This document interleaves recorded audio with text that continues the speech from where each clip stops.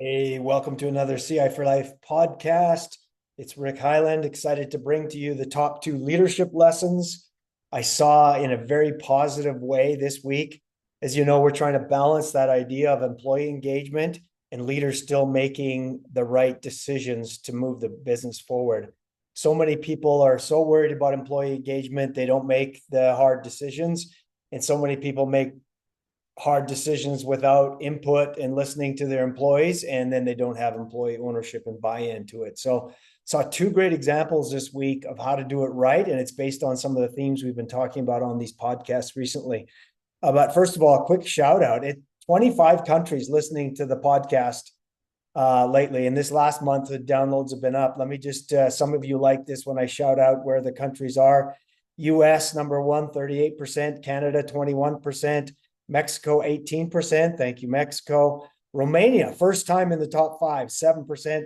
Brazil, first time in the top five, 5%. So, and I said that's a list of 25 countries. It's super fun to get this around the world. So thank you, listeners. So back to the two real life leadership lessons. And by the way, one of them includes using powerful AI insights to summarize the learnings of the week in a very detailed way on retail. In fact, both examples are from retail this week. So the first one I'm going to call leadership and top team decision making. And you notice on the last few podcasts, we've been really talking about how do we balance this idea of three best practices around leadership and senior team or any team decision making. One is you have to encourage challenge, right? I even heard a great example recently of where someone got removed from a senior team because they were just every time agreeing with what the leader wanted to do. Isn't that a courageous move? That they want a respectful challenge. The leader wants to hear all angles of the, and then number two, the leader has to listen carefully. And I saw a great example of that this week where it was a controversial decision. The leader gave everybody input, particularly the group that was challenging the decision, listened hard to what the concerns were. And then number three, the leader still needs to decide. So many times the leaders, I don't know if it's courage or not wanting to offend people, but they have to run that third principle of still willing to decide. If you've listened very carefully and you've encouraged challenge, the individuals actually feel good about it. And this example comes from Doer Performance Apparel. Take a really strong brand in Canada and coming in the US and really building some momentum.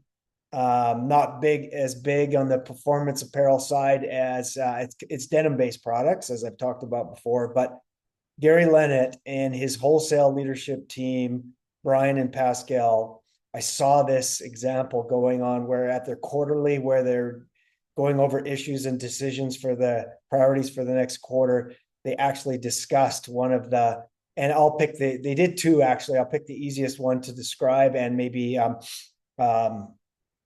so I'm not giving away too much, but they were looking to rebrand or rename one of their key performance denim categories, and that it was really going to help on the D2C or to the customer clarity about the brand and the name, where excuse me, it was going to confuse maybe on the wholesale side or to the retailers and make a little bit of work for their wholesale side retail folks to actually change. And so Gary gave lots of time for Pascal and Brian to articulate. They had a PowerPoint presentation on why this would be costly in their side of the business. And they spent good time on it, good discussion, heard them out. And then Gary still made the courageous decision, didn't back down, listened hard.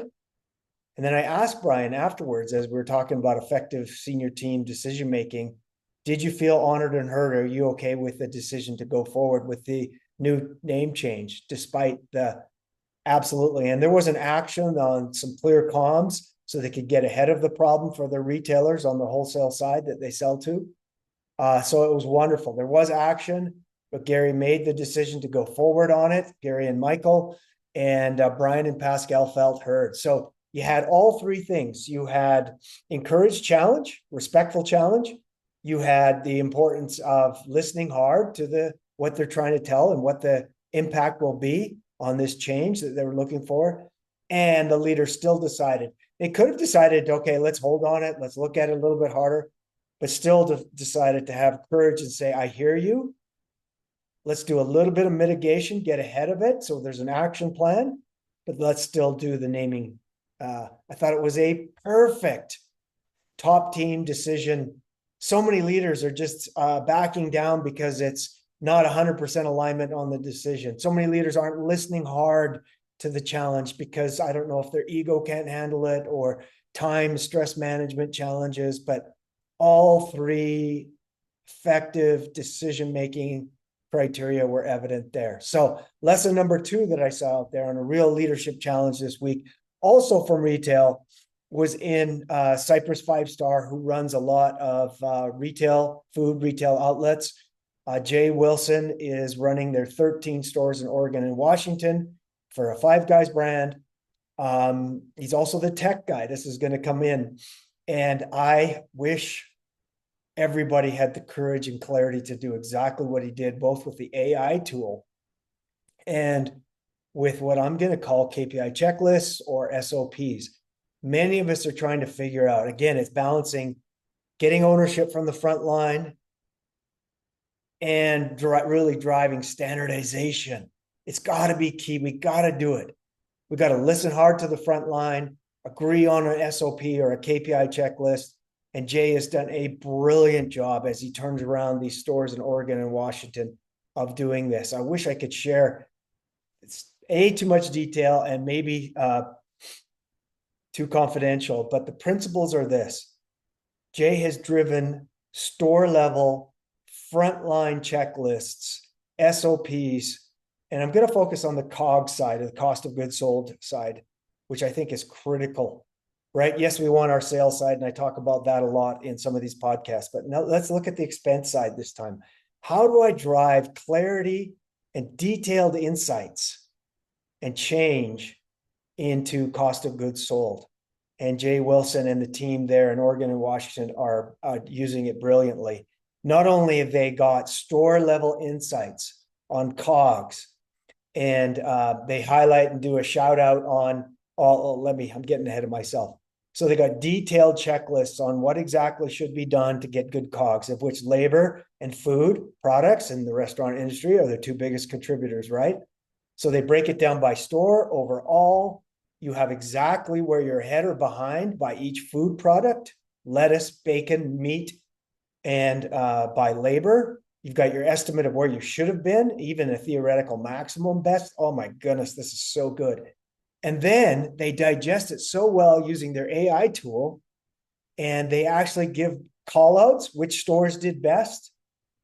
Call outs, which stores actually had the most overtime compared to standard or compared to estimate or compared to theoretical maximum. And then they broke it down for each store. They did a high level shout out on the best stores that did better on labor and or food. And using their AI tool rather than getting so lost in all the checklists, which was, I wish everybody had the courage and clarity to do these level of detail. Oh, Rick, I can't do that to this region. I can't do that to this store. It's too much No, it's not micromanagement.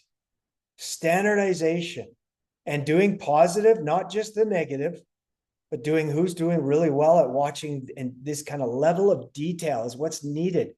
We're in a difficult market. If you're not watching to the nth degree level of detail, and sometimes it's so much detail you can't comprehend it. But Jay using his, I'll just give you an example here. So this is on the COGS high level before it even gets to labor. Here's the top 4 stores that didn't do, it shows their variance to their standard in dollars and percentage, and some coaching notes for that store manager. And then it caused root cause, lack of fry patty calibration, missed on MOD waste reviews, inaccurate portions on protein. Oh my goodness. And then shout out on the 3 best stores on their COGS percentage. And then, as I mentioned, it goes down to labor review, does the same thing. Here's at an overall company level, what we should have been at compared to standard, exactly how many overtime hours we ran, and then the top stores that did the best on their labor, the bottom 5 stores, and then it tells by store what you should look at. Look at your overtime, trim 10 to 20%, 10 to 15%. It just had coaching notes so that above store managers could now have conversations with store managers. Store managers could have conversations with their team. This is exactly what we missed on overtime. Why? Our estimate on sales was a little bit off. Or here's what we did on patty control, or just the exact. So it gives a summary for each store on what they need to look for and do in a detailed format to get sales, COGS, labor, cost of food exactly right. Is that micromanagement? Absolutely not. It's the type of tools to give people and insights using KPI checklist, detailed exactly what you should have done, and then an AI breakdown summary so that the store manager could sit down exactly with their. Can you see this working at your plant in Aberdeen? Can you see this working at your store in LA? Can you see this working at your restaurant? Think about the detailed insight. And it's not an elaborate, expensive tool. It's using the checklists. It's automating those checklists, a detailed format. And you could do this on cleanliness, on safety, on food prep, whatever. And then use your AI summary tool to give the store exactly. So they don't have to be a computer nerd, tech nerd to understand it. Here's your AI tool. This is what my store did well at this week. Here's my gaps in detailed format.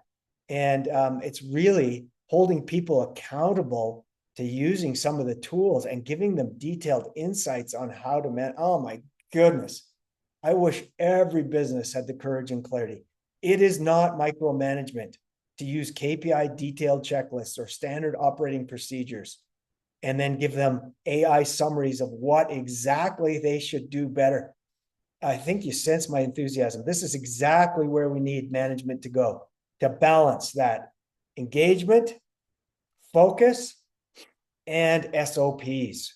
It's a brilliant system, and I hope you can see that at your plant level, your retail store, your division, whatever you're running. So anyhow, there's 2 shout outs, 2 examples of detailed examples of using AI, of using detailed plant level, store level, region level, KPI checklists or SOPs. We've got to get there.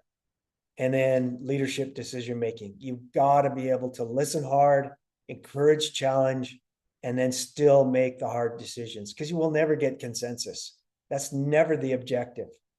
It's you want to understand, and yes, develop a mitigation plan if there is downsides to making that decision. Oh my goodness, so much good best practices this week. Hope you can translate this to your business so you can scale and grow in less time and less stress. Cheers for now.